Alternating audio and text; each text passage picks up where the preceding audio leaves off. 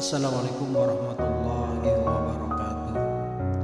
Selamat berjumpa kembali di video pembelajaran. Kali ini saya akan membahas pengertian saham. Kenapa perlu dibahas di dalam manajemen keuangan? Karena salah satu tugas seorang manajer keuangan ketika terjadi kelebihan dana over likuiditas itu harus menginvestasikan dana yang ada bisa berupa saham atau ditanamkan di surat-surat berharga. Nah, untuk itu di sini akan dibahas sekelumit atau sekilas info pemahaman mengenai saham. Nanti untuk lebih detailnya lagi akan dibahas di mata kuliah pasar modal karena memang lebih spesifik lagi Nah, dalam manajemen keuangan ini saya akan bahas sedikit supaya menambah wawasan pengetahuan dari para mahasiswa terhadap pengertian saham. Oke, sebelum lanjut apa sih ini maksud dengan saham? Mungkin sudah sering dengar tapi kadang-kadang tidak bisa diungkapkan dengan kata-kata. Jadi secara mudah atau secara singkat atau secara bahwa saham itu adalah ketika kita ada beberapa orang berkumpul berkongsi memberikan memberikan masing-masing dana atau istilahnya patungan misalkan 1 juta ada 5 orang dan jadilah 5 juta lalu dibuatkanlah untuk usaha 5 juta itu Nah, itu sebenarnya pengertian dasar sahamnya seperti itu Jadi ada beberapa orang yang memberikan modal dan ada yang sebagai pengelola, ada yang sebagai hanya pemilik sahamnya saja atau sebagai pemilik modalnya saja. Nah, itulah adalah gambaran singkat atau gambaran mudahnya mengenai saham Nah, akan tetapi kita lihat dulu sih sebelum saya masuk sini akan tetapi iring dengan perkembangan zaman dan modernisasi dan sistem digital bahwa saham itu perusahaan kalau tadi pemiliknya hanya beberapa orang saja dan usahanya pun kecil sebenarnya sama sudah saham tapi itu lingkupnya kecil tetapi kalau misalkan di perusahaan itu di lingkupnya lebih besar lagi Nah, perusahaan pun ada yang sudah go public, ada yang belum go public Nah, kalau yang belum go public bisa juga dia mengeluarkan saham tapi saham internal saja tidak diakui secara secara pemerintahan tidak diakui atau secara OJK-nya atau OJK pengawas otoritas jasa keuangan itu tidak diakui begitu. Jadi kalau misalkan ada kendala-kendala misalkan yang pemilik modalnya kabur atau itu tidak bisa ditanggung atau tidak bisa dijamin pada secara dasar hukumnya tidak bisa Nah, secara kalau sudah perusahaannya besar tentunya sudah tidak kenal lagi yang mana pengelola yang mana ini tapi di situ perusahaan tersebut menerbitkanlah namanya saham dan itu dijual secara bebas yaitu di bursa efek Nah, bagaimana perusahaan ini bisa menjual saham dengan ini bebas atau bisa menerbitkan saham atau diakui oleh pemerintah secara regulasi yaitu perusahaan tersebut harus memenuhi kriteria-kriteria yang sudah distandarkan di bursa efek salah satunya berbadan hukum PT Terus yang kedua yaitu sudah go public go public itu adalah sahamnya dijual ke umum bukan hanya sebagai pemilik-pemiliknya perusahaan saja seperti itu ya. Nah itulah kira-kira pengertian di saham ya, itu secara umum ya. Sekarang saya akan sedikit membahas mengenai secara syariah ya. Boleh nggak sih nanam saham ya, atau boleh nggak sih investasi dalam saham? Kan ketika kita beli ya, itu kan nggak ada barangnya ya. Kan ketika kita beli hanya selembar kertas yang nantinya kita akan mendapatkan dividen atau bagi hasil ya. Nah, kalau dilihat secara kasus dasar ya, atau niat kita berinvestasi dalam bentuk saham ya, ini secara syariah boleh ya. Bagaimana secara kaidah fikih ya, bahwa segala sesuatu yang kalau tidak ada larangannya ya, maka itu boleh ya. Sama tadi ya, kalau kita menanam saham niatnya ya kita investasi, kita belikan saham gak jadi masalah, karena lembar saham itu hanya bukti kepemilikan saja ya, bukan kita beli lembaran sahamnya tadi gitu ya. Nah yang kedua, kadang-kadang orang niatnya nanam saham tapi salah niat ya, yaitu untuk trader ya. Trader itu tukang jual beli ya, jadi niatnya bukan berinvestasi pada suatu perusahaan ini, tetapi niatnya jual beli. Ketika saham itu naik dia jual, dan saham itu turun ya dia beli, seperti itu ya. Tujuannya apa? Untuk memperoleh keuntungan ya, sehingga ketika harga naik dia jual ya, nah keuntungannya besar ya. Ketika dia turun ya dia akan rugi. Nah itu sama seperti main judi. Nah ya, kalau niatnya sudah seperti itu ya, maka itu tidak boleh ya, atau haram ya, karena sudah niatnya sudah beda begitu ya, niatnya sudah beda, yaitu seperti main judi ya. Apalagi sekarang kalau di aplikasi-aplikasi, mungkin ya saya tidak mau sebutkan ya, di iklan-iklan, kalau kita nonton YouTube ya, itu banyak ya, binori ya, misalkan contohnya ya, itu kita beli saham ya, terus itu ketika naik turun kita jual. Nah, kalau seperti itu udah bukan niatnya investasi lagi ya, tetapi niatnya itu hampir sama dengan perjudian, seperti itu ya. Oke, itu adalah sekelumit pengertian tentang saham ya. Sekarang kita akan bahas ya secara definisinya ya. Kita lihat saham adalah ya, dapat didefinisikan sebagai tanda penyertaan modal ya seseorang atau pihak badan usaha ya dalam suatu perusahaan atau perseroan terbatas ya. Jadi yang tadi saya bilang ya, bahwa saham itu bukan kita beli lembaran kertas, kok kita beli keluarkan uang tapi barangnya nggak ada. Nah, ya.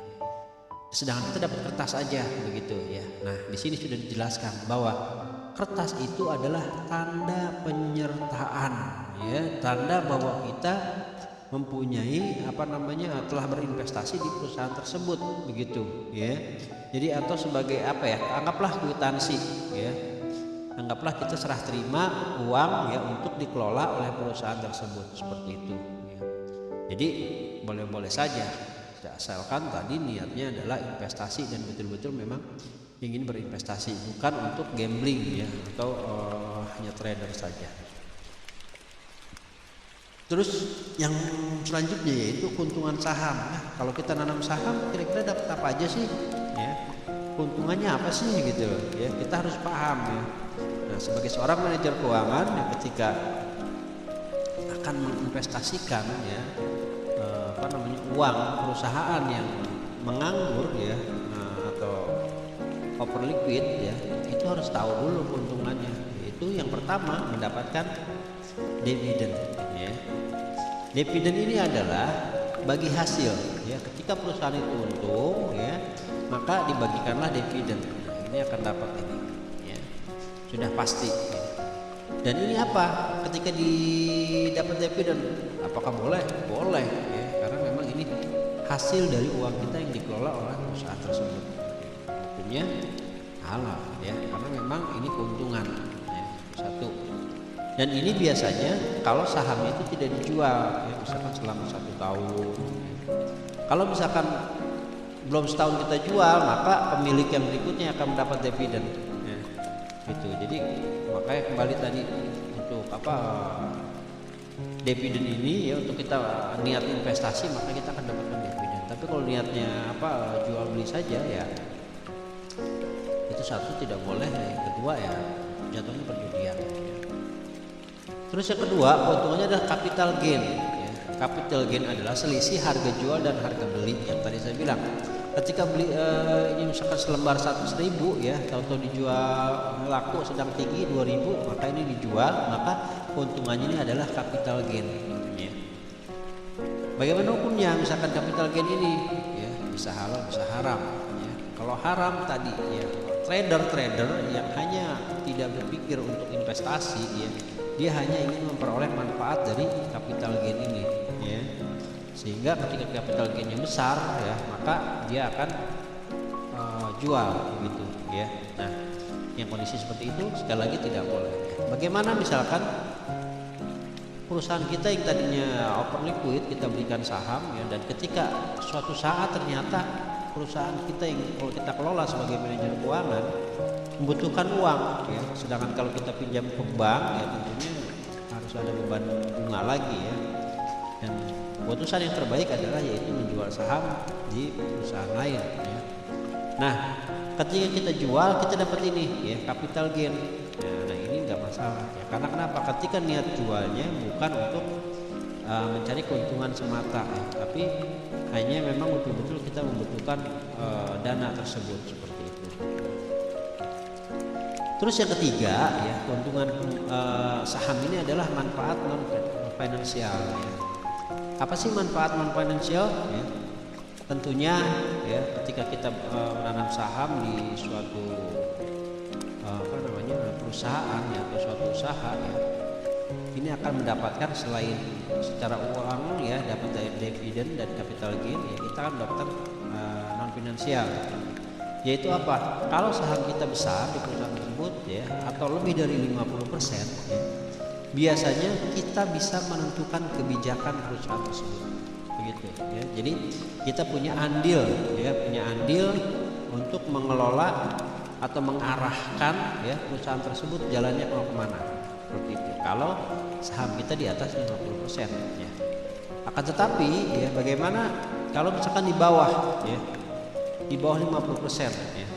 Kalau di bawah 50% ya, kita memiliki hak suara ya, ketika terjadinya atau adanya RUPS ya, yaitu rapat umum pemegang saham gitu ya. Jadi ada dua, yaitu satu kita bisa mengarahkan kebijakan ketika saham lebih besar dari 50% ya. Yang kedua ya, manfaat non finansial ini yaitu kita bisa mendapatkan hak suara ketika rapat umum pemegang saham ya, atau memberikan masukan-masukan seperti itu. Nah, itulah ketiga keuntungan saham ya, ada dividen, ada capital gain, dan manfaat non finansial ya. Nah, terus yang kedua ya, selain keuntungannya ya, kita harus tahu resiko ya, resiko saham ya. Tentunya setiap tindakan, setiap kebaikan pasti ada keburukan, sama saham juga sama ya, ada keuntungan, ada kerugian atau ada resiko ya. Risiko ini sudah pasti ada ya, tetapi kita sebagai manajer keuangan ya harus bisa meminimalisir risiko tersebut ya. Makanya di dalam ilmu manajemen itu ada namanya manajemen risiko, yaitu mengelola risiko ya. Seperti asuransi ya, itu risiko ya, ketika orang tabrakan harus bayar, orang hilang motornya harus digantiin, itu ada risiko, tapi dia kelola dengan baik sehingga ketika ada risiko itu dia sudah siap seperti itu. Nah, sama di sini ya, saham pun kita harus tahu resikonya ya. Yang pertama adalah capital loss ya. Apa sih capital loss? Dana yang kita tanamkan ya, uang yang kita tanamkan untuk membeli saham tersebut, ternyata perusahaan itu bangkrut ya, atau rugi ya, perjalanannya rugi. Nah, ini berarti ya di dalam saham ya, namanya bagi hasil ya. Ketika rugi maka saham kita pun akan turun dan akan mengalami kerugian begitu ya. Jadi nggak selalu untung ya. Makanya seorang manajer keuangan ya, atau manajer investasi itu sangat harus punya kepiawaian untuk menganalisa suatu perusahaan yang akan diinvestasikannya seperti itu ya. Jadi sekali lagi satu ya ada capital loss, yaitu kerugian ya, usaha yang dijalankan ternyata mengalami kerugian begitu. Terus risiko yang kedua ini adalah yang paling parah, yaitu risiko likuidasi ya. Nah ini ketika perusahaan terus bangkrut ya, jangan pernah berharap kalau kita menanam saham bahwa uang kita akan kembali ya. Kalau kita pengen uang kembali namanya kita minjemin uang ya. Kalau saham itu enggak ya. Jadi perusahaan yang menerbitkan saham tidak punya kewajiban untuk mengembalikan uang tersebut seperti itu ya. Nah terus risiko-risiko ini harus dipahami ya. Jadi ketika terjadi sudah siap begitu ya. Nah selanjutnya sih ada penggolongan saham ya. Saham itu ada dua, ada saham biasa ya, common stock namanya ya, atau saham istimewa yaitu preferred stock ya. Nah common stock ini adalah saham-saham yang memang biasanya dijual secara umum, yang beli juga orang-orang biasa ya, orang umum gitu ya. Dan ini tidak mempunyai prioritas kekhususan ya. Jadi yang punya common stock ini ketika tadi risiko likuidasi, maka dia akan tidak punya hak ya untuk pembagian sisanya ya, pembagian dari sisa likuidasi untuk kembalikan untuk saham-saham ini ya. Jadi rugi udah hilang udah ya. Nah sedangkan saham istimewa yaitu preferred stock ya, ini adalah ya pemilik saham yang memang punya kekhususan di dalam perusahaan ya. Artinya ketika dia dilikuidasi ya, itu biasanya ada penjualan aset, ada sisa-sisanya ya. Nah sisa-sisanya ini adalah untuk membayar ya saham istimewa ini ya, untuk mengembalikan modal saham istimewa itu ya. Jadi setelah dikembalikan ya udah, baru sisanya lagi yang biasanya yang nggak disisa yang namanya bangkrut ya, seperti itu ya. Kalau saham biasa ini dia akan udah nggak dapat apa-apa ya, kalau ini masih bisa dapat apa-apa ya. Oke, nah ini adalah contoh saham biasa ya.